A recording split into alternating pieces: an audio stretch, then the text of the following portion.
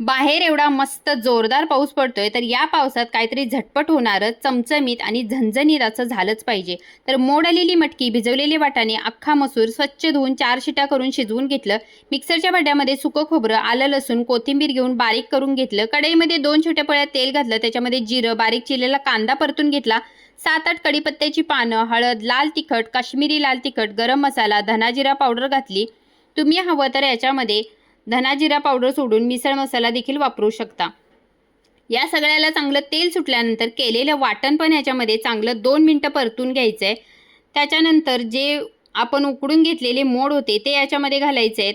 गरजेप्रमाणे गरम पाणी ओतायचं आहे. चवीपुरतं मीठ घालायचं आहे आणि झाकण ठेवून मस्त दणदणीत उकळी येऊ द्यायची.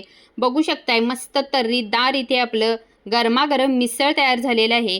तर या पावसात असं झटपट होणारं मिसळ नक्की ट्राय करा आणि रेसिपी आवडत असेल तर चॅनलला लाईक, शेअर आणि सबस्क्राईब करायला विसरू